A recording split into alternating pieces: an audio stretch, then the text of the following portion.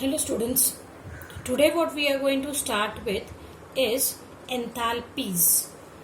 As in the previous lectures I have already discussed the definition of enthalpy, but this time we are going to have n numbers of definitions of enthalpies again, but those will be enthalpies related to various types of processes.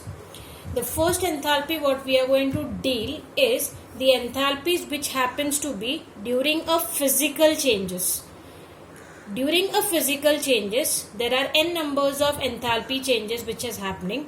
Among that, the first one which we are going to say, that is enthalpy of phase transition. Phase transition means the enthalpy change or the amount of heat absorbed or evolved during a phase transition of a definite amount of substance, which generally has to be 1 mole, at a constant pressure and temperature. During this, whatever is the enthalpy change happening, that is called as enthalpy of transition. Means, in a simple term, any 1 mole of a component, by keeping its temperature and pressure constant, when undergoes a phase transition, during that process, whatever is the change in the enthalpy, that would be called as enthalpy of phase transition. In this enthalpy of phase transition, the first one we are going to do, that is enthalpy of fusion. Now first let me clear a very important thing is the difference between fusion and melting. They two are two different words with two different meanings. A very simple term, we say fusion means what? Solid turns to liquid. Melting means what? Solid turns to liquid. Even though in both the cases the starting is solid and the end is liquid, but they both do not happen to be at a particular temperature and pressure. When I am saying a melting process, in melting the temperature is specific. It will melt only at that particular temperature, and that temperature we all know is called melting point. Whereas for fusion, it can be at any given temperature. Simple, solid turns to liquid, but not at any particular temperature. Then that term is called as fusion. When I am using a term melting point, there the temperature is specific, but the quantity of that solid is not at all paying an attention, because as we have mentioned, melting point is an intensive property. But when I am saying enthalpy of fusion, the quantity is the very important point, because it is an extensive property. Okay, so that is a major difference, that when I am talking about enthalpy of fusion, what I am more worried about is the quantity of the component and not the temperature.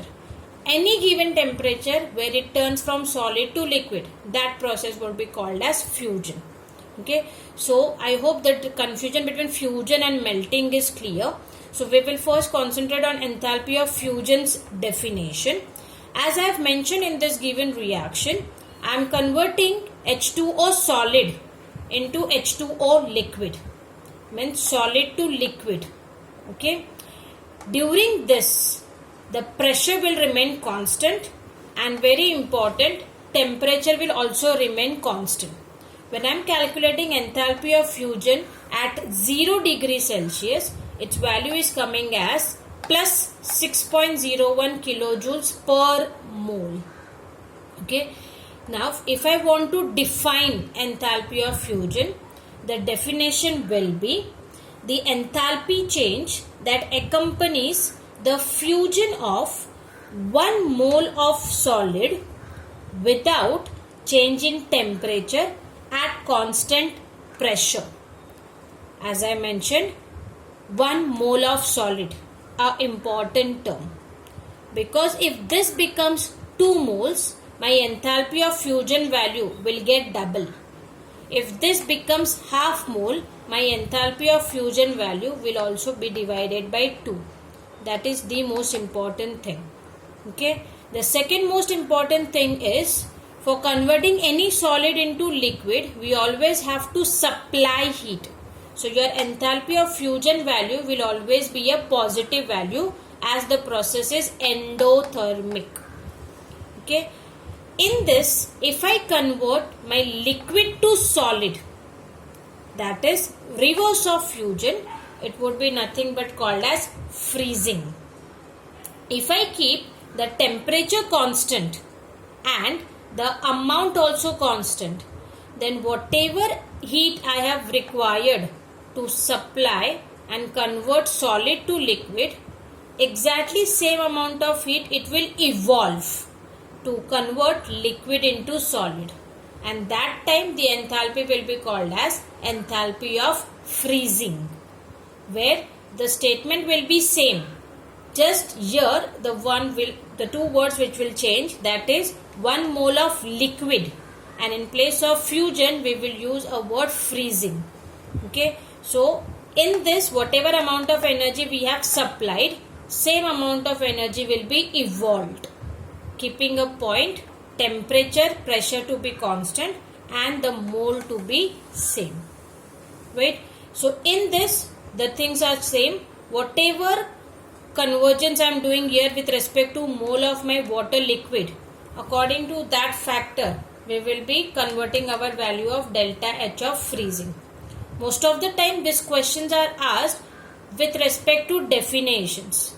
In there, if you just mention the example, you don't have to by heart the values of the enthalpies. You just have to remember the sign and the unit. Okay, you can also write it as plus X kilojoules per mole. But when you are writing down the example, the point is what you are using should be 1 mole of solid. If I am talking fusion, then that should turn into 1 mole of its liquid component, and that value will be plus. Whereas if I am talking about enthalpy of freezing, the value will be minus.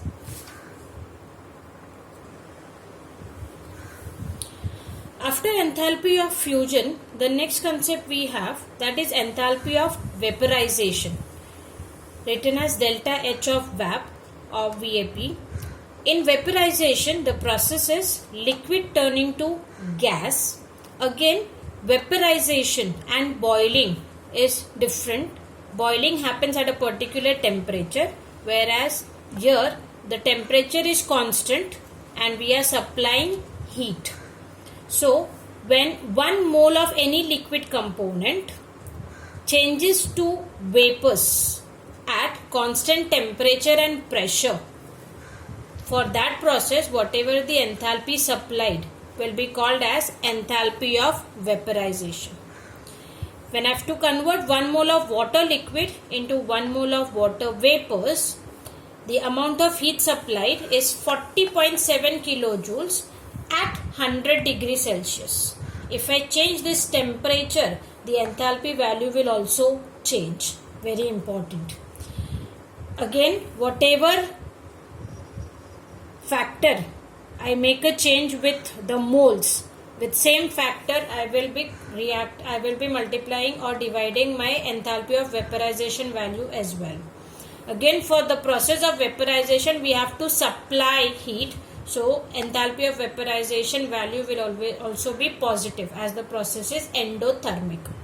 Now if I have to define enthalpy of vaporization, the definition is, it is the enthalpy change that accompanies the vaporization of 1 mole of liquid without changing its temperature at constant pressure, giving us gas. Okay, so in this enthalpy of vaporization, liquid to gas by keeping temperature and pressure constant. If I do the reverse of vaporization, then that process is nothing but called as condensation. Okay, so condensation of vapors, where your H2O liquid, H2O gas will turn into H2O liquid. Again, if I keep the moles same and the temperatures also same, then whatever value here we have supplied, same value will be evolved. So enthalpy of condensation will be minus 40.7 kilojoules per mole. So in condensation we convert vapors to liquid, and for this the heat has to be evolved. So the process will be exothermic, giving us the value as negative value. After enthalpy of fusion and enthalpy of vaporization, the third enthalpy during a phase transition we have, that is enthalpy of sublimation, written as delta H of sub. In enthalpy of sublimation, your solid will directly convert into gas. Very important, solid will directly convert it into gas or vapors. That process will be called as sublimation. During this conversion, by keeping again the temperature and pressure constant, whatever is the amount of heat supplied or the amount of energy supplied will be called as enthalpy of sublimation. In this, I have taken an example of 1 mole of water in solid converting directly into water vapors. So at 0 degrees Celsius, 51.08 kilojoules per mole amount of energy will be supplied. So that would be your enthalpy of sublimation. The definition will be the enthalpy change that accompanies the conversion of 1 mole of solid directly into its vapor at constant temperature and pressure. That would be called as enthalpy of sublimation. If I consider any given solid, if it's solid to liquid, as we mentioned, is enthalpy of fusion. Liquid to vapors is enthalpy of vaporization. Sum of the two will indirectly give me the value for enthalpy of sublimation. So this gives us an important formula that for any given component, its enthalpy of sublimation is nothing but a sum of enthalpy of fusion and enthalpy of vaporization value. Again, for that given component, if I have to arrange all the three enthalpies in the increasing order, then the enthalpy of fusion will be the least. Compared to enthalpy of fusion, enthalpy of vaporization will be a higher value, and compared to enthalpy of vaporization, enthalpy of sublimation will be further higher value. So the increasing order will be enthalpy of fusion, that is where water will be in the form of solid, will move from solid to liquid. Enthalpy of vaporization, where water will be in the form of liquid and convert from liquid to vapors. And next will be enthalpy of sublimation, where water will be directly moving from solid to gas, that is solid to vapors. So these are the three basic enthalpies which happen during a phase transition.